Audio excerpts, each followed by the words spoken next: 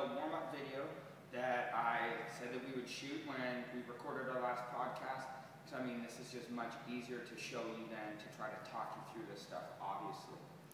What I'm going to show you is a general warm-up that encompasses warming up the upper body and the lower body. This is a great warm-up for mobility. This is a great warm-up to get you ready for any workout.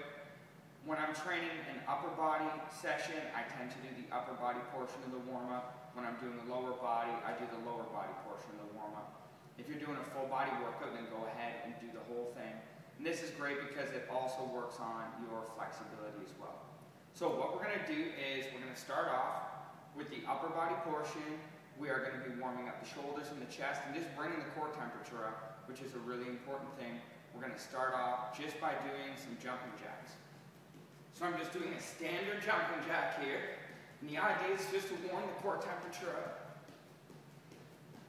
Just elevate the heart rate a little bit. After about 20 of these, I'm going to switch to seal jacks. They look kind of funny, but they're really good for warming up the chest, really good to bring some flexibility across the pecs, which most people tend to be really tight here anyway. I'm going to start here, and my arms come out to the side. I don't want to drop them. I want to keep them at shoulder height. I don't want to do it too hard because I don't want to tear a muscle or anything. About 15 or 20 of these is absolutely perfect. The next thing I'm going to do to warm up my upper body is actually a ground-based stretch, which is really, really, really important that we take care of our shoulders. I previously had some really bad shoulder injuries, and this stretch I think really helped me rehabilitate those injuries. And I have to give credit here to Joe DeFranco for this one. I saw this on one of his videos. Absolutely awesome. So what I'm going to do is I'm going to lay down on the ground.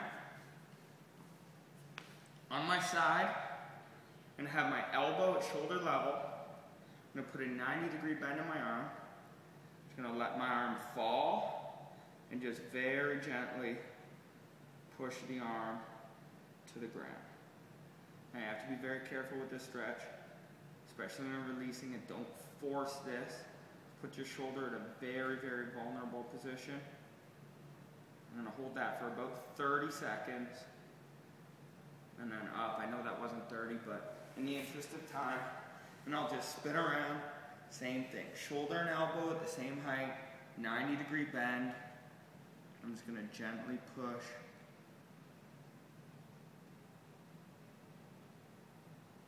Now when I started doing this stretch, my arm was up here. It was so hard. But once I got the point from my hands touching the floor, miraculously, as that started to happen, my shoulder pain went away, and to the point where I can actually bench press again, which I was told by therapists it would never happen again. I would never be able to barbell bench press again. I give this stretch big credit for that. So the next exercise we're going to do is called shoulder dislocations, which is a pretty cool name, isn't it? I don't know why they call it this. You're not dislocating your shoulders. In fact, I think that would scare a lot of people off of doing this, but it's such a great exercise. Don't be afraid of the name. We can rename it. We can call it shoulder goodness or something, so it's not so scary. What I'm going to do is I'm going to grab on a broomstick or whatever you have. Even an exercise band works well for this.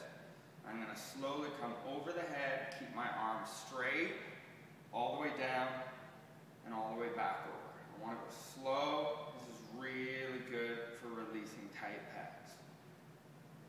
After about 5, what I'll do is I'll come in just a little bit, just a couple of inches, and then over and back, over and back, over and back. So now, finally, if I'm going to be doing an upper body workout, if it's going to start with a pressing motion, with either a shoulder press or a bench press or a dumbbell press, what I tend to do is an explosive push-up just to perk the nervous system up a little bit. So I'm just going to do 3 sets of 5 repetitions of a clapping push-up. The idea is this is not to fatigue you, it's not to tire you out, it's just to wake the nervous system up. So all I'm going to do is just go to my push-up position.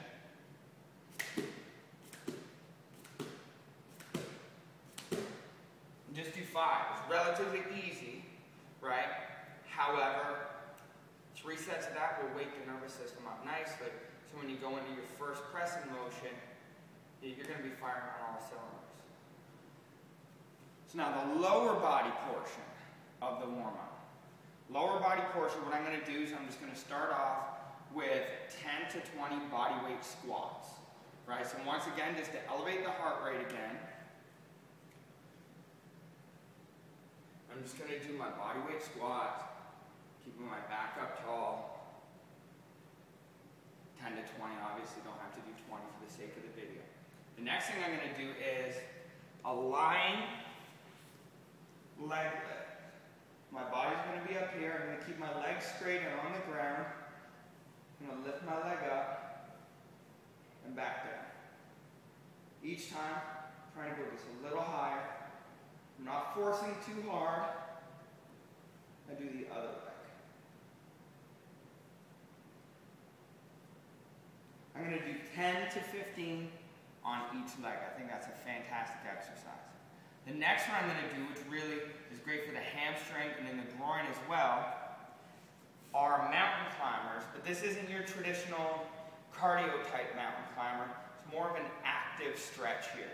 So I'm going to do, starting my push-up position, bring my foot up outside so my knee and my elbow are together, and I'm just going to stretch for a sec, keep my back leg straight, switch, lean into it, switch, lean into it, switch, lean into it. I'm going to do 10 each side. As soon as I'm done that, I'm going to go right into another funny name, groiners. Right, I don't have a better name for this, but it's called groiners. So I'm going to start in push-up position. I'm going to jump both feet up. So they're beside my hands. My elbows are going to press into my knee. I'm going to put my butt to the ground. I'm just going to look up, back down.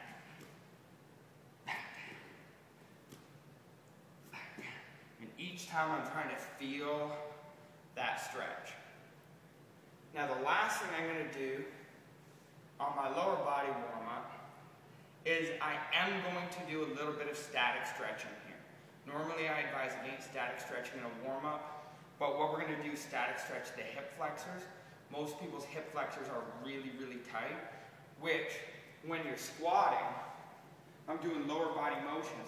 My hip flexors are tight, it's going to pull me forward and prevent me from doing the exercise properly. So I am going to do some static hip flexor stretching here. Here's the one that I really like. I'm going to step out into a lunge.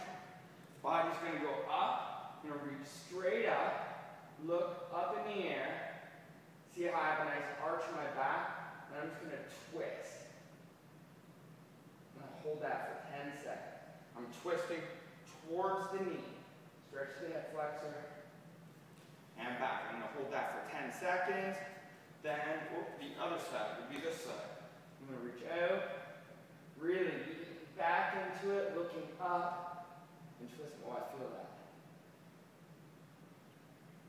And back. I'm going to hold that for 10 seconds. I'm going to do 2 sets of each side. Now finally, just to wake the nervous system up a little bit more, is I'm just going to do some standing vertical jumps. Right? I'm not going to do squat jumps. I'm going to do some vertical jumps to perk the nervous system up without tiring my quads out too much. So just right from where I'm at, just jump. And jump. And I'm going to do it 3 times. I'm going to rest 30 seconds.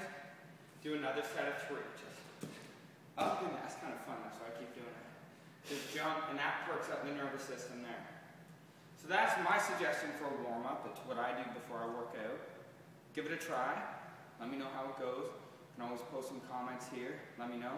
If you have any questions, please just leave it in the comments. We look at them regularly, and we're happy to help you out. Thanks very much.